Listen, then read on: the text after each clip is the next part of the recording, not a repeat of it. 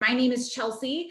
I have been working with Mongers Provisions for 2.5 years now. I was at the grand opening of their Detroit shop when they opened that up last 2 Decembers ago. So I am filling in for Zach today. Big shoes to fill. I'm going to do my best. I wore suspenders because I felt like it would give me some good Zach vibes. So I appreciate your support, and I'm excited to taste through all of these wines and cheeses, and we have some really phenomenal products today. So I am super stoked to talk about them and taste them with you. So again, yeah, let us know if you have any questions, and we will do our best to get those answered for you. All right, so we are going to start off by talking about our wines. We're going to jump into our cheeses. Then we're going to talk about this awesome chocolate bar that we have, and get those questions answered for you, and kind of talk just generally about spring. I am so excited that the weather is changing and that we are finally, hopefully, out of fake spring and now into real spring. I'm hoping that there are no more, surprise blizzards headed our way. So I think most of the folks on our call today are in Michigan, but I know we have a couple that are out of state. So for all of our Michigan folks, we're almost there. We're almost to the warm weather, and it's very exciting. And I think there's no better way to kind of be excited about that warm weather than to start off by talking about this really beautiful rosé that we have. So this rosé is coming from Eliseo. If you have done any of our other tastings, it is very possible that you have tried a wine from Eliseo before. We love Eliseo. They are based in the Rhone Valley in France, and a lot of their wines are specifically coming from, actually not specifically coming from anywhere. They are from the Rhone Valley, but they're coming from multiple vineyards across the valley. And they're using those grapes and mixing them together. And what is really special about, one of the many things that's really special about this rosé is that it's coming from one specific vineyard in one specific town. So it's coming from Vinteau, France, which is in the southern part of the Rhone Valley. So this is a more specific, more terroir forward wine, right? We can really taste those notes of where this wine was grown. And this is a mix. This is a blend. So this is about 60% Grenache grapes and 40% Syrah. So really beautiful blend of those two wines.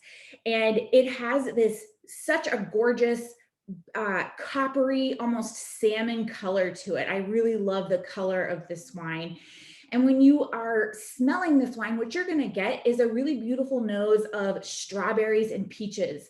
I know that we are right on the cusp of strawberry season, especially right in Michigan. If you are in the Detroit area and you're headed to the Eastern Market Farmers Market, the Flower Day, they always have these huge flats of strawberries you can buy for like $10. It's, more strawberries than you ever know what to do with. And this makes me feel so excited for that, the spring bounty that is upon us. And this is a little bit of a more dry rosé, but it's so balanced.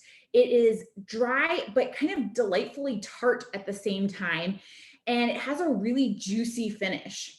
So I really think it kind of toes that line of being tart and being juicy. And it makes for a really beautiful flavor profile, super well balanced. For folks that have tried this rosé, what do you think? What are you thinking about this rosé so far?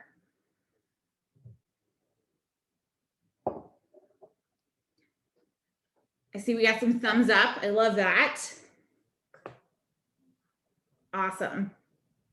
All right.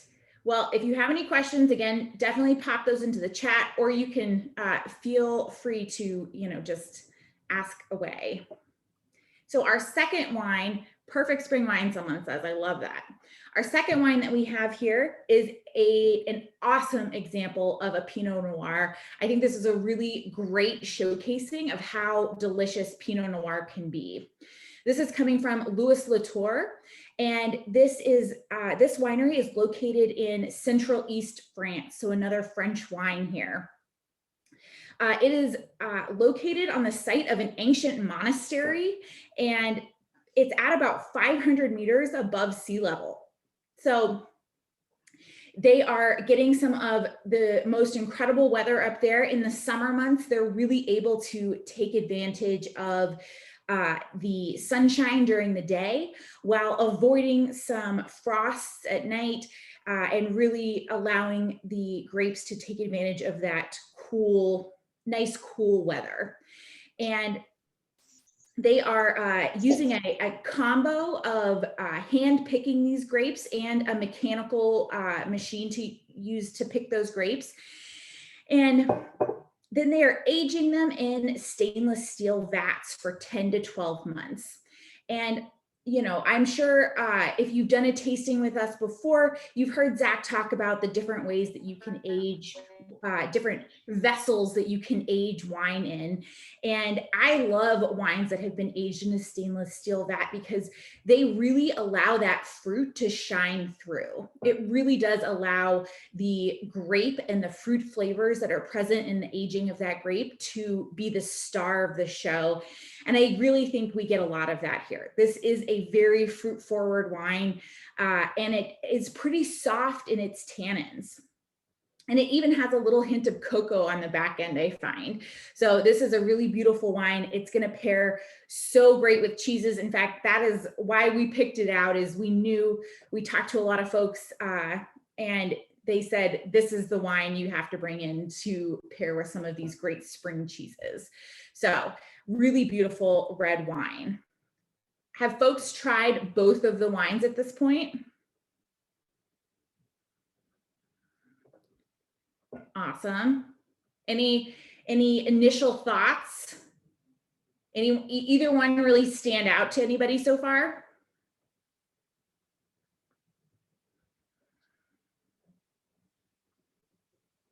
Awesome.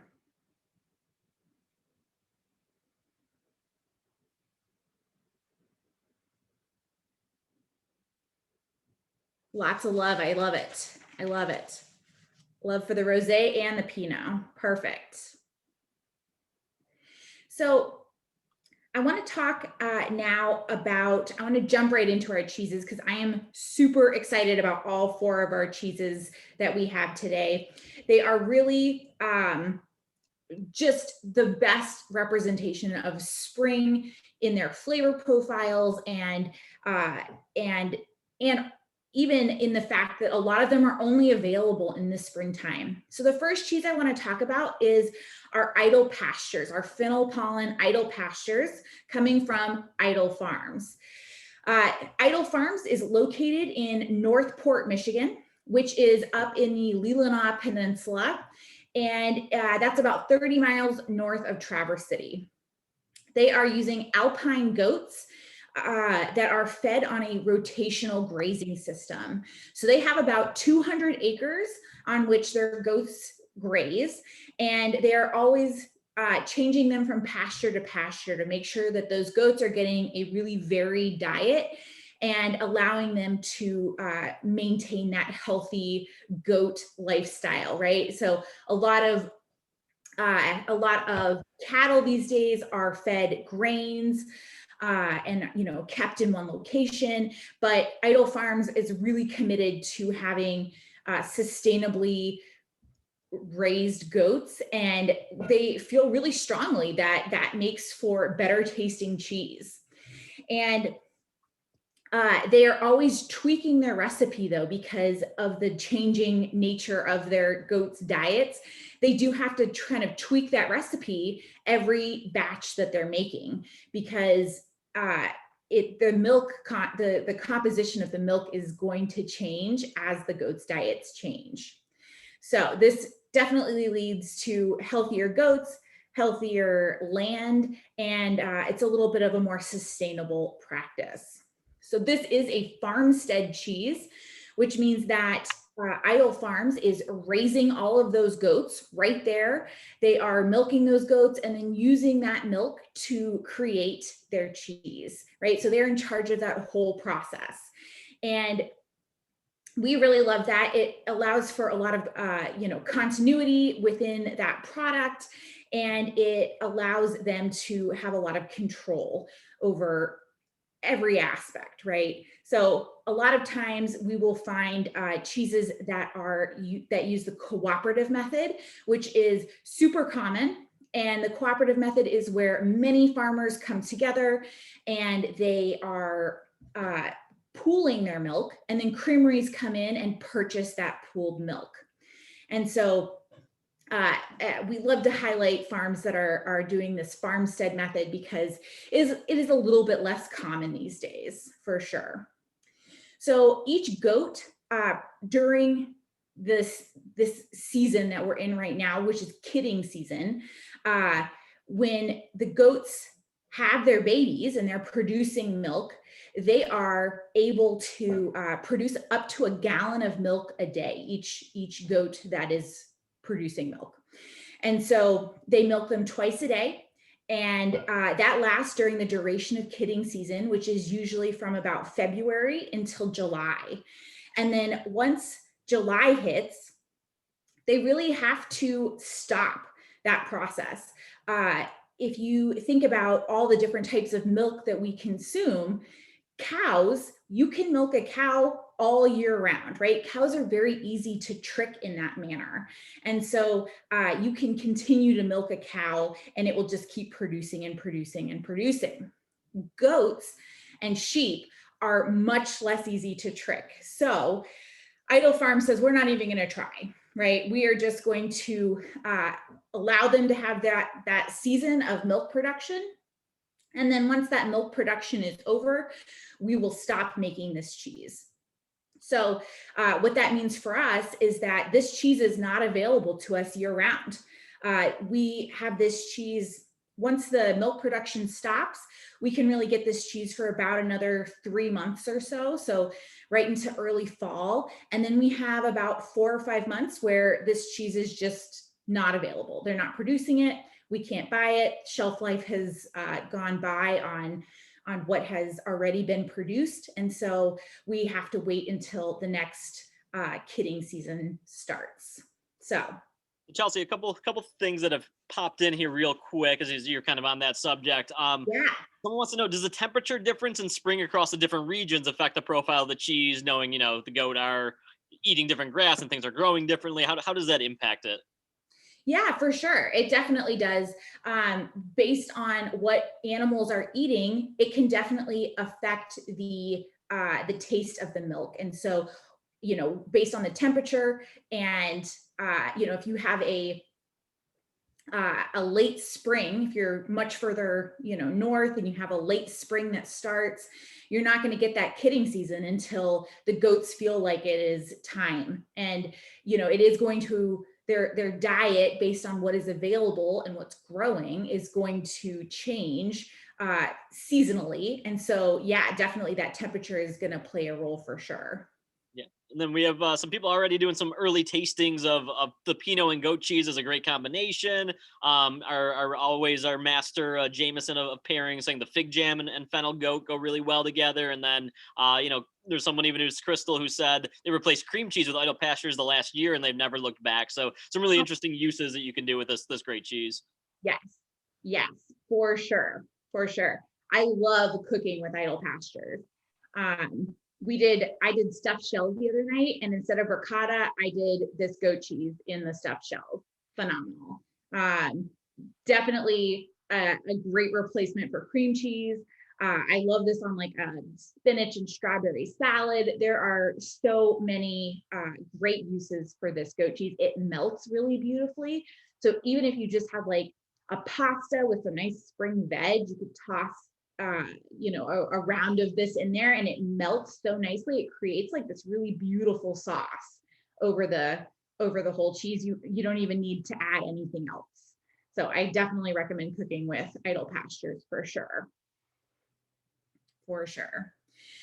Yeah, so after they milk these goats, it takes about 4 days. It's a 4-day process for them to make their cheese, and they are hand ladling these cheese curds, right? So maybe you are noticing, hopefully you have noticed how amazingly like fluffy and marshmallow like this cheese is.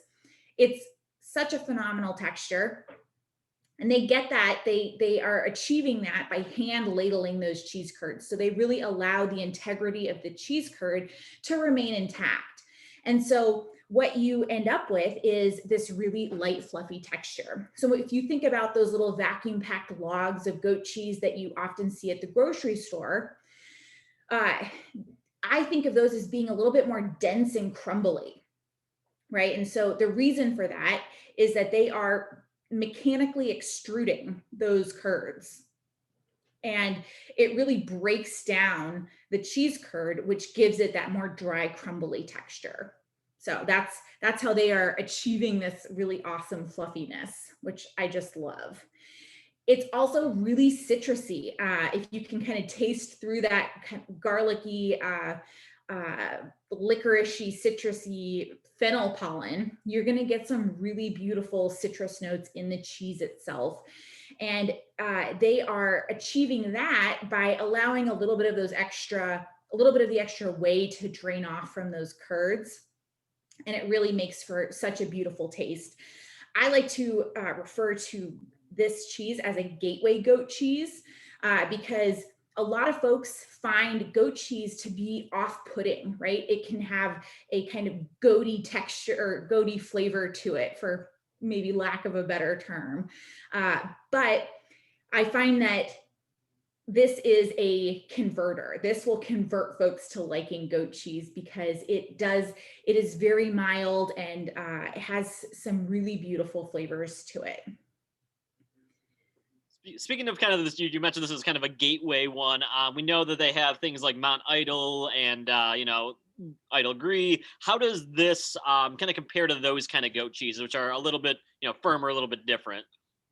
Yeah, absolutely. So those cheeses have usually been aged for a little bit longer. They oftentimes will have an addition of like a vegetable ash to them. So either they'll be coated in that vegetable ash, or it'll have a line of it running through the cheese itself.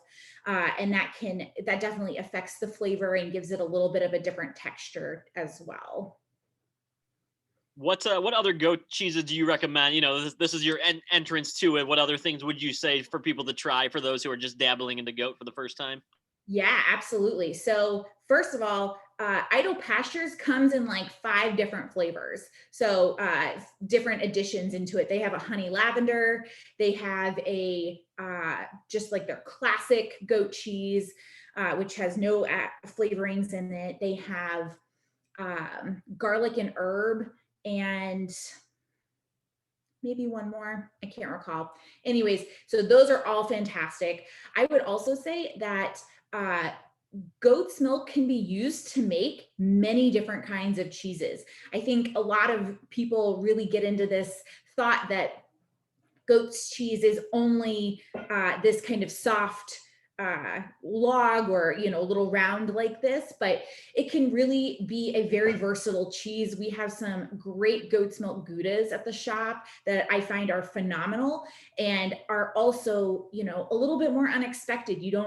I mean, before I started working at a cheese shop, I never really considered that goat's milk could be used to make cheeses like Goudas, but Brabander is a really great goat's milk Gouda. During the holidays, we get in an aged version of that called Black Betty, which is out of this world. I highly recommend it. So those are some great options. Also, we have a really great, it's another soft cheese, but it is a goat and sheep's milk cheese that's been marinated in an herbed olive oil that is just phenomenal. So I highly recommend checking out any of those options if you are thinking that you are up for trying some new cheeses. For sure. Just a couple of other notes about this cheese before we jump into our next one. This is actually an award-winning cheese. This specific version, this fennel pollen version of this cheese In 2018, it won Best in Class for flavored soft goat's milk cheeses at the 2018 World Cheese Championship. So this is a fantastic example of just great, awesome, innovative cheese making. And that the World Cheese Championship is a real thing. It kind of surprised me that that was a whole category of something that existed, but it started in 1957, and it is the largest technical cheese, butter, and yogurt competition in the world. So pretty big deal to be a winner of that. And it's a team of 56 internationally renowned judges that evaluate all of the entries over a 3-day period. Kind of sounds like a phenomenal position to be in, if you ask me. Just like 3 days of intensive cheese eating. Might need to, I don't know, like cleanse after that or something. You can actually go in 2010. I used to live in Madison, Wisconsin. I actually attended the World Cheese Championships.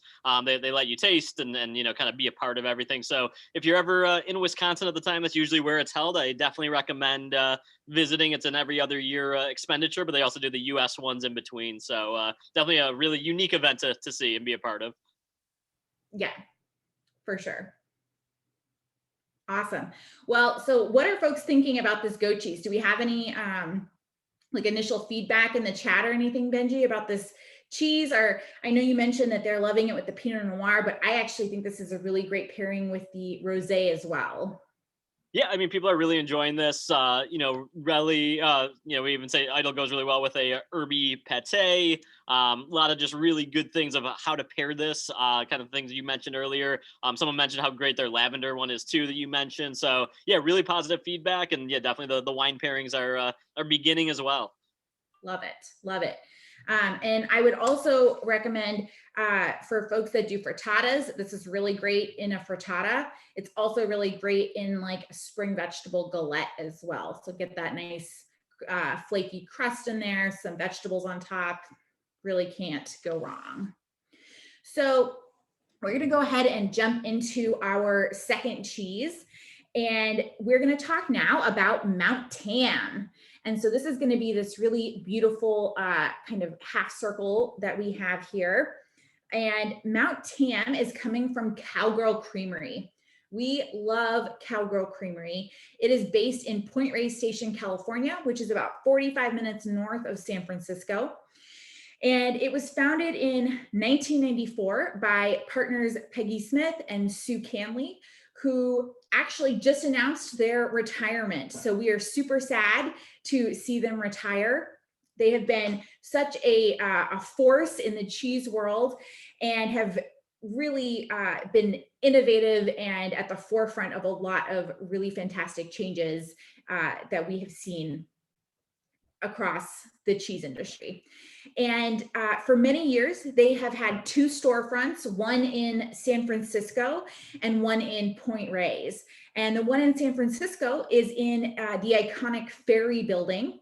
And they also announced this year that they will be closing the doors to their storefront in the Ferry building. So that's been around for about 18 years and is really, like the Zingermans or the Murrays of the West Coast, in that many cheesemongers and folks in that industry get their start by working with Cowgirl Creamery and have at some point been through those doors and spent time in that shop. So it is, really the end of an era. They are going to continue to have their shop in Point Reyes and will continue to be making cheese, but Peggy and Sue are both not going to be at the forefront of that anymore. So we're excited to see where Cowgirl Creamery kind of is headed in the future, because they have really done some fantastic stuff. All the milk that they are using is organic pasture-raised cow's milk. And the milk for this cheese in particular is sourced from the Strauss family creamery in Sonoma. So they are getting all the milk for this specific cheese from one family farm. And it is I love this cheese. It is a triple cream cheese. And as it warms up, you're going to see that it has this really dense, fudgy texture in the center of it and a really beautiful cream line around the outside. The more these cheeses age, the more kind of gooey that cream line is going to get. And it definitely does become more decadent. And you've probably seen, as your cheese has come to temperature, come up to room temperature, that it definitely gets a little bit more gooey the longer that it sits out, which I just love. I think it's so delicious.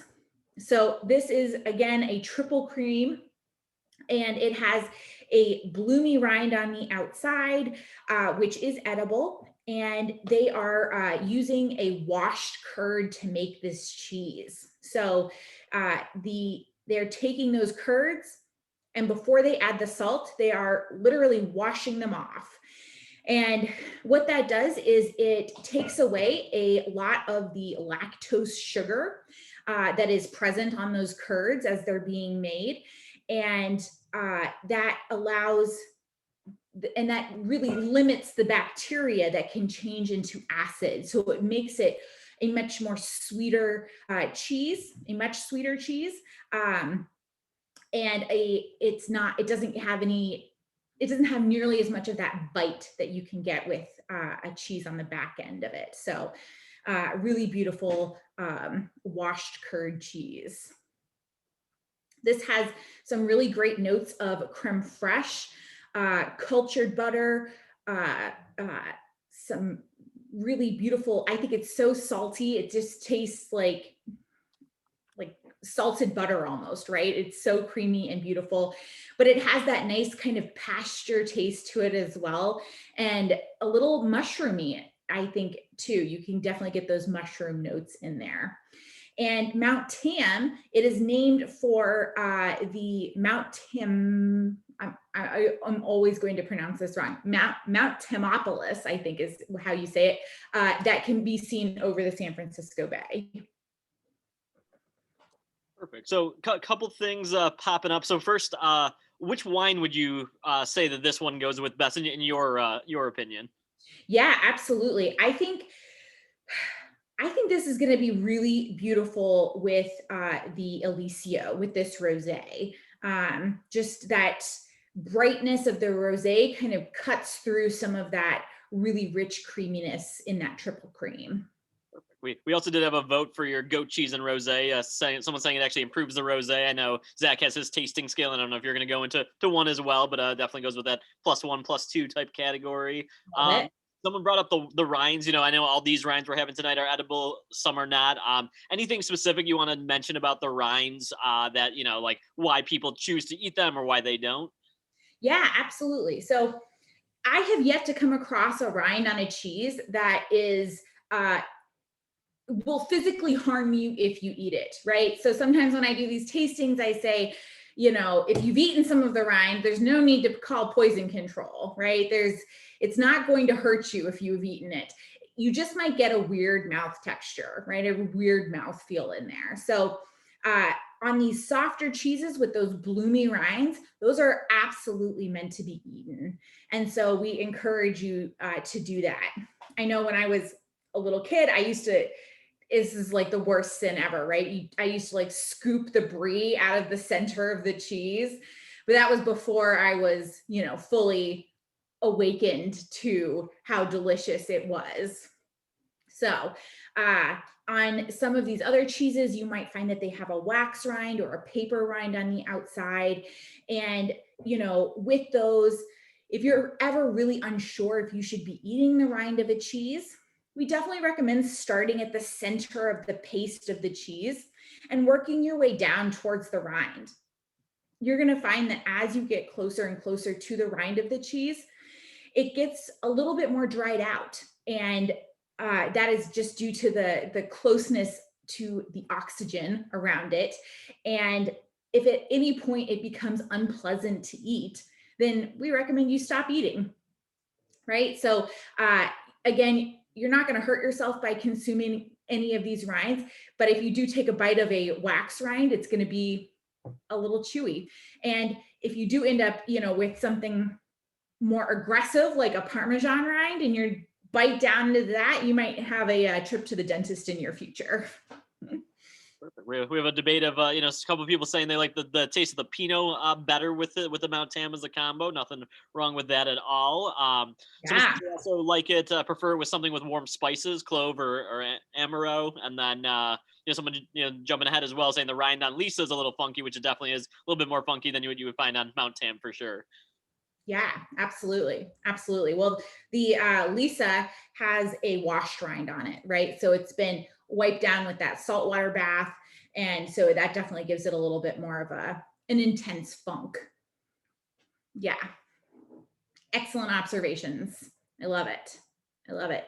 So I know Zach has this really amazing scale that he talks about that Benji mentioned a moment ago.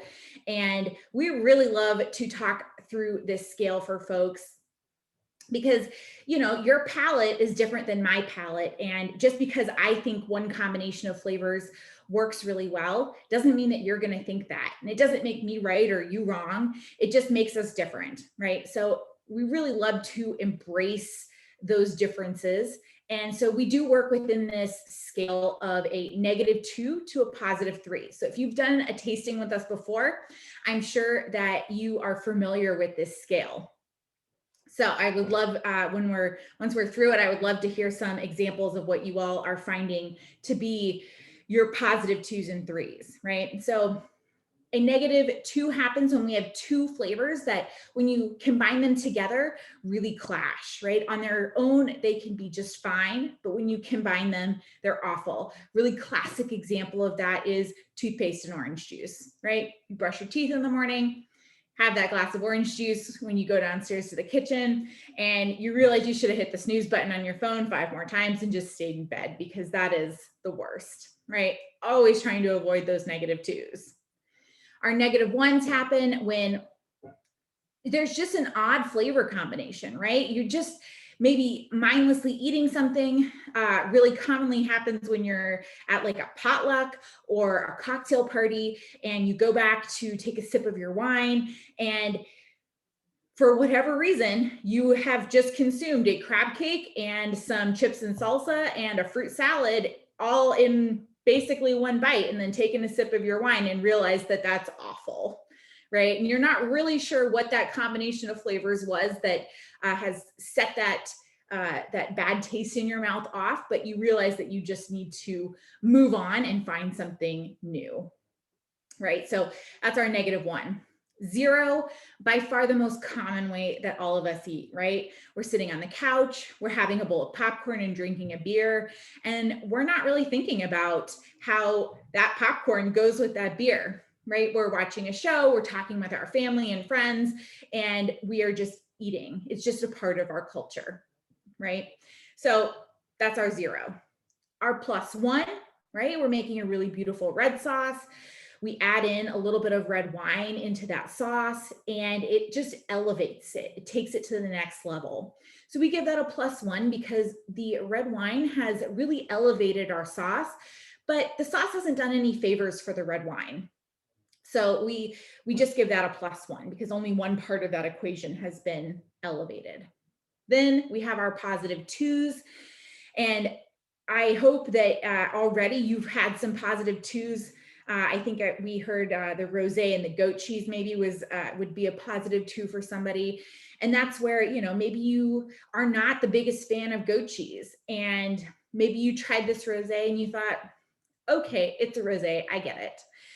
But maybe you tried them together with a little bit of apricot, and you realize that kind of licoricey, citrusy flavor from the fennel pollen and the citrusiness of the goat cheese really plays so beautiful with those fruity flavors that are in the Eliseo, right? And so everything is elevated and it just becomes a symphony, right? So we love those +2s. And then we have our classic +3s, which are those really iconic flavor combinations, right? So some of them that we often referred to are port and Stilton or triple cream and champagne, but we like to call this the peanut butter and jelly effect, because you have these two flavors on their own, fantastic. When you put them together, you just can no longer imagine them apart, right? I like to say, if somebody on this call told us right now that they had never had a peanut butter and jelly sandwich, we would all freak out and probably ask for their address so that we could Amazon Prime them PB&J supplies, right? Because it is such an iconic flavor combination here in the States. So we are always looking for those new iconic flavor combinations. So I really encourage you all, as you are going throughout the tasting tonight, to really think a little bit more mindfully about how the flavors of each of the different products are kind of playing off of each other. What's really working well together? What's kind of clashing when you combine them? And share that with us, you know? If you have a -2 or a -1, I want to know about it, right? I want to know what flavor combinations that are not working for you, as well as the ones that you find to be out of this world and you can't believe you've never tried before. So please share those. You can drop them into the chat, and we can get those recommendations out to the group, because I love hearing what other folks are loving, for sure. Benji, how are we doing on questions? Anything come up so far? No, we are good. There's a lot of people excited about the +3 peanut butter and jelly as always. You know, and then someone actually did mention it. Jameson, the apricot with the fennel goat was a -1. So kind of an interesting learning there. So yeah, things are going well in the chat. Awesome, great. Well, I am super excited. I want to talk now about Lisa with ramps. So this is going to be this pale yellow wedge of cheese that you have here with all the little green speckles in it. And I keep thinking, ever since I learned about this cheese, I keep thinking that it's called that, like, the thing that comes to my mind is Becky with the good hair. It's like Lisa with the ramps. So it's a Beyonce reference for everybody out there. So we've got Lisa with ramps. This is coming from Albert Kraus, and he is located in Bavaria, Germany. And he has been working in the cheese industry for just over a decade, and is using brown Swiss cows for this cheese, sourced from his brother's dairy farm just down the road. And as spring begins in Bavaria, very similarly to how it begins in Michigan, little ramps pop up out of the ground. And if you are into foraging at all, you know that this is the week for ramps in Michigan. They are sprouting right now. This is ramp week. So if you are looking for ramps in restaurants, or you are, like I said, a forager and you want to go out and find ramps, this is the time to do it. They pretty much pop out of the ground for about a week and then they're gone. So we have this really short time window. And what that means for this cheese is that they can only make this cheese for about a month out of the year. So they milk those cows, they make the cheese, and then that's it. So we actually tried to get this cheese in last year, and we were unable to procure it in time. So we're super stoked to have it in this year. So the cows in Bavaria at Albert Kraus's brother's farm are grazing on ramps for a 1 to 2 week period of time. And if anyone here has seen or loves Napoleon Dynamite, you know that there is a scene in that movie where they are at I think a Future Farmers of America competition, and they are tasting milk and blindfolded, and Napoleon Dynamite's character says, you know, it tastes like this one got into an onion patch, right? And that's not so far off base, right? As we talked about with this goat's cheese from Idle Farms, what these animals are eating directly impacts how their milk tastes. And so that is so true with these cows during ramp season. So they are eating an abundance of ramps, and it leaves their milk with a slight garlicky, oniony taste, which is how ramps taste for folks who have never had a straight up ramp, right? So it is this really short period of time where they are able to get this milk that has this ramp flavor. And this soft, buttery paste of the cheese that they are making here is perfect for the addition of more ramps. So they really wanted to ramp up the ramps in their ramp cheese, in their Lisa with ramps. And so they added in those ramps, which gives it that really cool speckled green texture in it.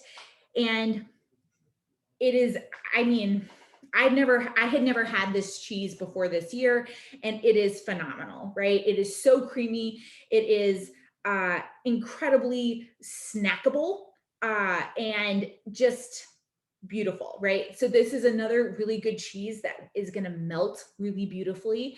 So if you are looking to cook, maybe add this into a risotto or a pasta with some, a nice pasta primavera with some spring vegetables, or into a quiche.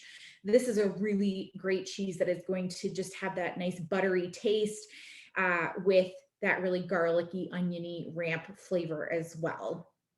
And this cheese was aged for about 3 months. And like I said, it has that washed rind on the outside, which does give it that little bit of extra funk to it. What do folks think about Lisa with ramps? People seem to be a fan. Definitely interesting way to do it. Someone who does love the rind on this as well. So it's going to be mixed because it is definitely a stronger rind than you'll find on some of these other cheeses. We do have a comment. Germany always tastes good with a Cabernet Moselle. So always great there. Very earthy. So really, really nice tasting notes there. I don't know if you have a preference with, no one's commented on the wine yet for that, but definitely some good things. And then we do have one kind of flashback. Someone said the fennel goat plus apricot plus the Pinot is a +2, almost +3 in their mind for a flavor explosion. So a lot of experimenting going on, which is always great to hear. For sure. I love that. I love it when people experiment with the different flavors in the box. Yeah. So I think this is actually the Lisa with ramps is so versatile. It's actually going to go really beautifully, I think, with either of those wines. So I definitely recommend kind of tasting them with both and seeing what works for your palate, for sure. For sure. All right. So the fourth cheese that we have here is our Alp Blossom. And we are super excited about Alp Blossom because, again, this is another seasonal cheese. We just got this back into the shop a couple of weeks ago, or actually maybe just this week. And we held on to it because we wanted to save it for this tasting. And so we are super jazzed to have Alp Blossom back. This is an Austrian cheese, and it is coming from Sennery Huben.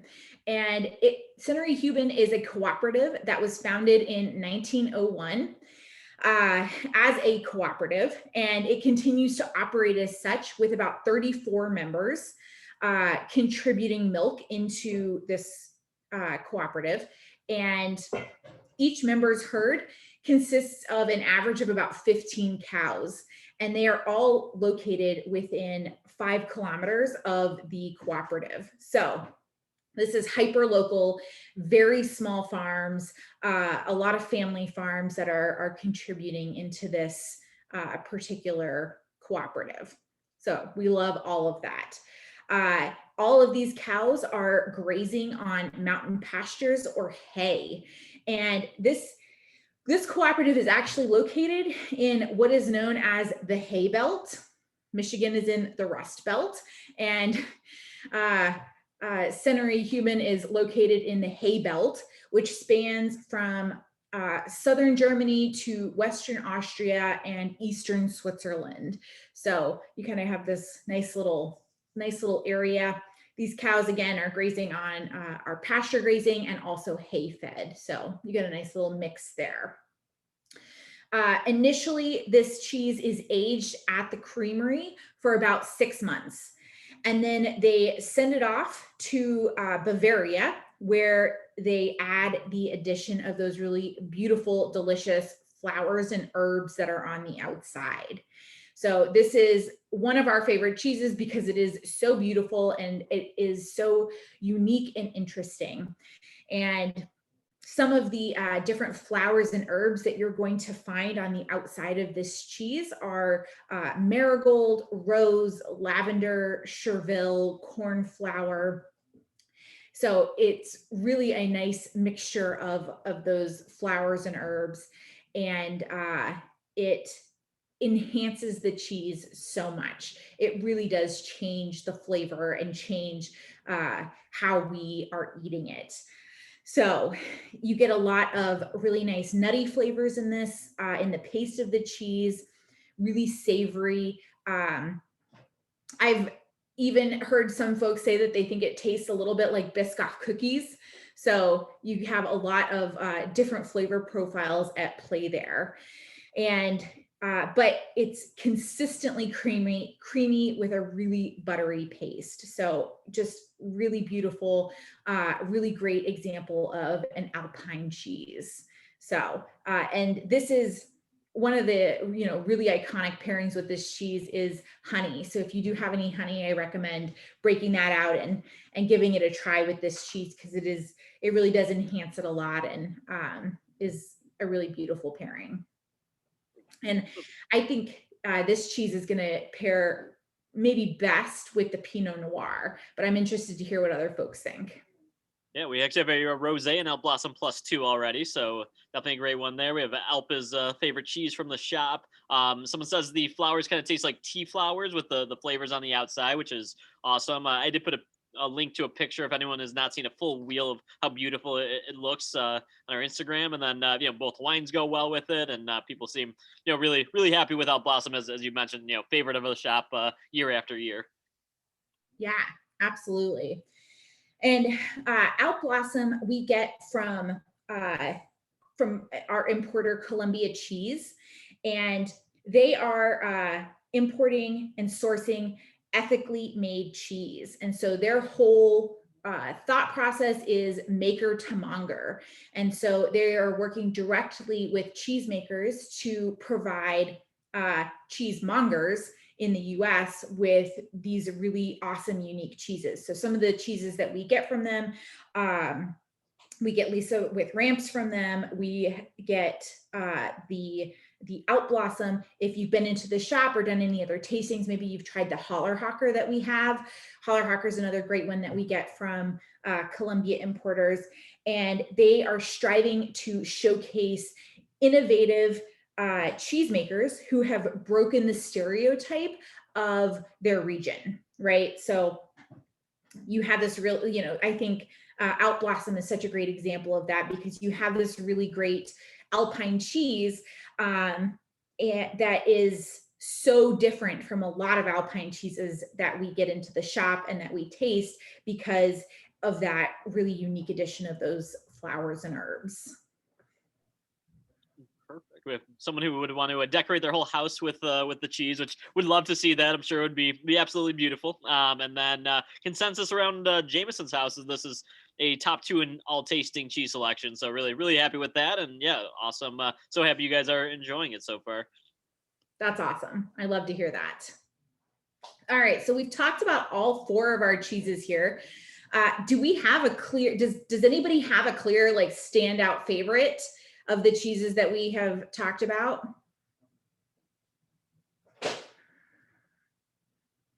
Waiting on those answers. And we get that Alp plus honey is great, as you mentioned. Adding the honey was a +3, so people really go in there. We have some votes for the Alp Blossom, some for the Lisa with ramps.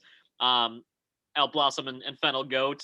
Me personally, probably the Fennel Goat from my end, Mount Tam. So a little bit of everything for everyone. It shows obviously how great some of these cheeses were today. Yeah, absolutely. This is a really phenomenal selection of cheeses. I am super excited. It makes me feel so excited for springtime. And, you know, we all change our diets with the season. And I am so happy that all these spring veg are popping up now, and that we are switching to, you know, a little bit of lighter fare. And I think a lot of these cheeses are really great to be able to incorporate into a lot of that food. Nice transition away from our heavy winter foods for sure. Totally. Yeah, some great pairings. Even someone's already done the Mount Tam chocolate and Pinot as a combo, which is, they mentioned is amazing as well. As I know you're going to transition to chocolate. And then, I'll just interject real quick for those who are enjoying chocolate and cheese tasting. Our next tasting has just been announced, and that's a Mother's Day chocolate and cheese combo. So I'll put the link in the chat for those interested, but check it out later. And if you want to really dig into how chocolate and cheese interact, which is usually really unique, we find all of our tastings, we find cheeses and chocolates that pop really, really well, especially your blue cheeses and your chocolates. And then, obviously the mention here of Mount Tam, some of the wine combinations with it as well. So really cool, fun stuff coming up. But I'll hand it back to Chelsea to talk a little bit more about the chocolate now. Yeah, absolutely. So if you have not opened up your chocolate bar, now is a really great time to do that. So I'm going to open mine with you. Maru is a really phenomenal chocolate company. And I want to talk a little bit about Maru for sure, but also about how we decide what chocolate to bring into our shop. So the chocolate world is very big, very diverse, and there are so many different chocolate makers and chocolatiers and different options of what we could supply at Mongers. So we decided to really focus in on one specific subset of the chocolate world, which is this craft bar, bean to bar chocolate maker chocolate. And so if you have been into our shop, you know that we have our beautiful wall of chocolate, which has about 150 different chocolate bars on it at any time, coming from about 50 different chocolate makers. And the thread that strings them all together is that they are all bean to bar craft chocolate makers.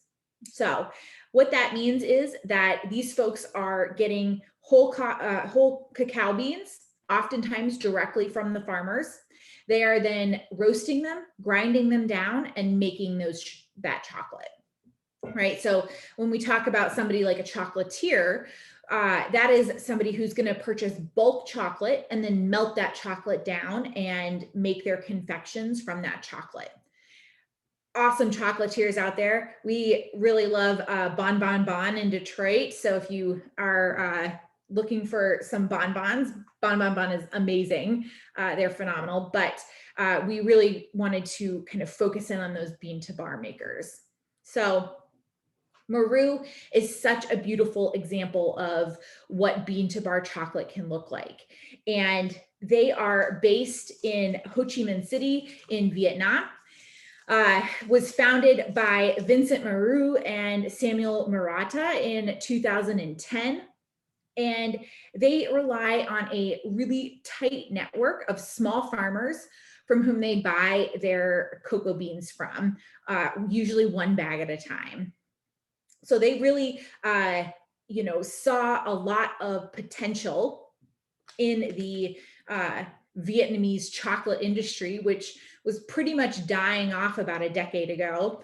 And they decided to invest their time and energy into revitalizing it.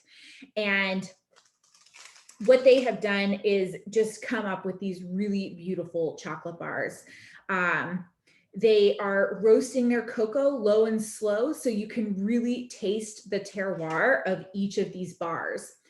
Chocolate is so similar to wine in that sense, right? If you have a Sauvignon Blanc from France and you have a Sauvignon Blanc from California and you taste them next to each other, you can know that they're the same wine, the same varietal of grape, but they taste so different because they are grown in different areas and the climate is different and the seasons are different. And the earth is different, right? So those grapes are going to really soak up a lot of different flavors from the earth.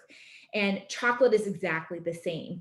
Even across a small country like Vietnam, there are 6 original bars that they have, one of which we all have this evening. You can taste the difference in the chocolate from bar to bar.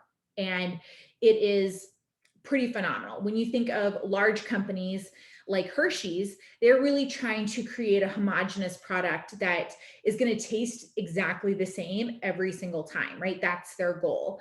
They want the bar that we're eating in Detroit to taste exactly the same as the bar that somebody else is eating across the country today and in 5 years. And Maru knows that they are going to have some nuance and some difference in their bars year over year. And they really want to highlight that because that's part of the kind of the joy of chocolate making. And some of the tasting notes that I get when I try this chocolate right away are that, first of all, it tastes a lot sweeter than I'm used to a dark chocolate tasting, right? So it definitely has a more fruity, sweet taste to it.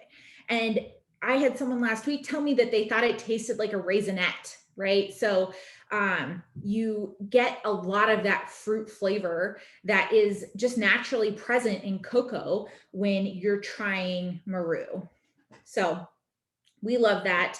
And we love that they are using 100% Vietnamese ingredients. So the sugar that they use in their bars is Vietnamese sugar.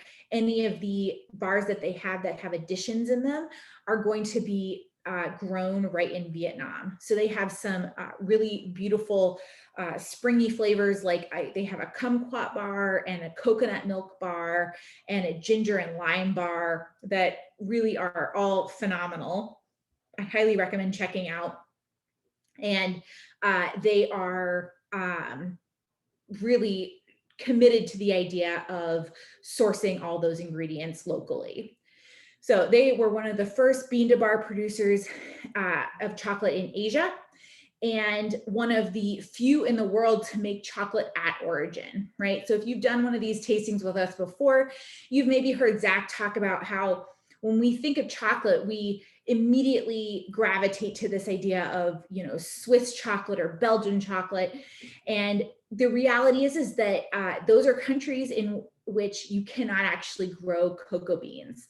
So cocoa can only grow about 20 degrees above and 20 degrees below the equator. So we have, so they're importing all of those beans into those countries. So having somebody who is actually making chocolate in the country in which those beans are being grown and harvested, you know, is more unique and a pretty phenomenal idea. We really love that about them. What are folks thinking about this chocolate bar so far? Seems like people are liking it. We did get someone who said the goat, Alp Blossom, and the Pinot plus the chocolate were all +1 combinations.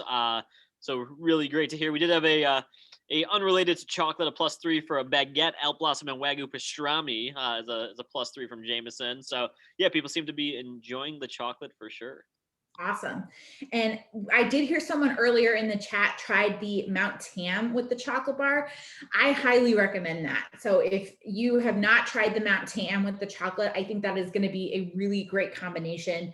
The Mount Tam is so creamy and buttery and almost sweet on its own that when you pair it with this dark chocolate, it is really phenomenal, pretty out of this world. Did have someone reaffirm the raisinette comments of really tasting some of that flavor in there. Yeah, absolutely. And it's just because Maru is highlighting that cocoa bean, right? Because they're not blending beans together from different regions. They are really able to highlight the fruitiness that is naturally present in the cocoa bean.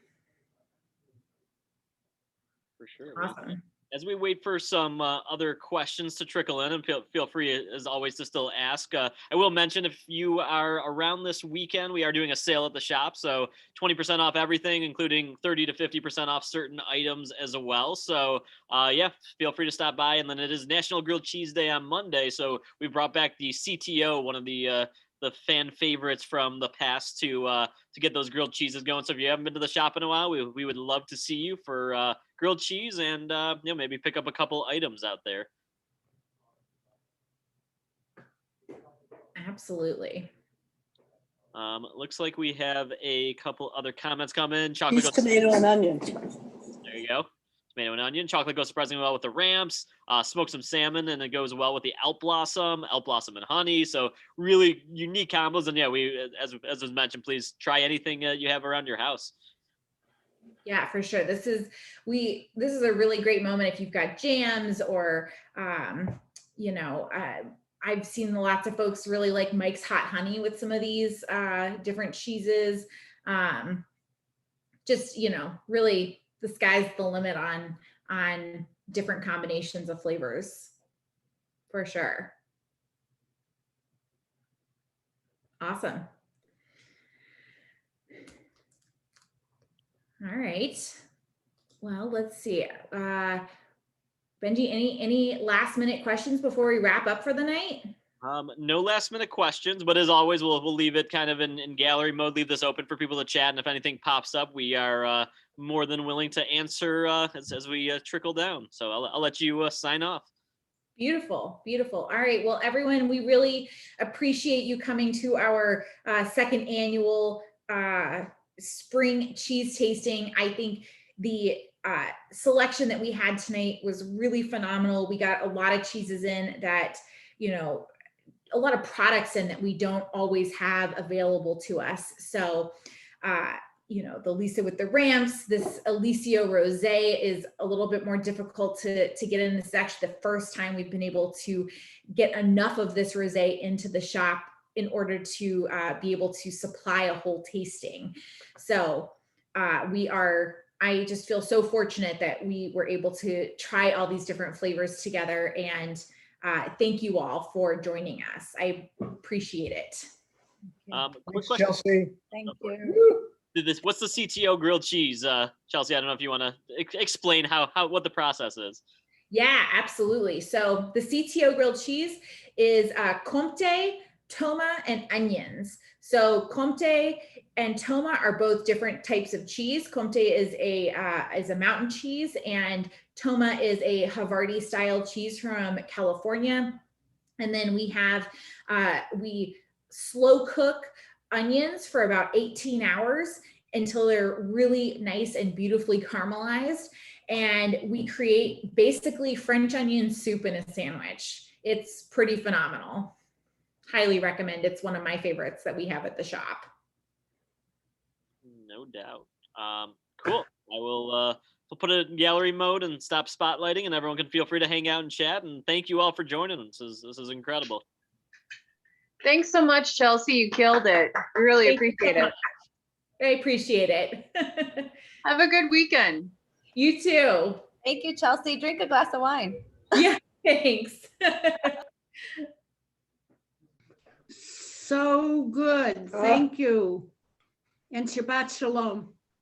Yes, thank you so much. Thanks, Chelsea. Thank you. Enjoy your weekend, everyone. Bye. Okay, I'm going to say goodbye. Can't see.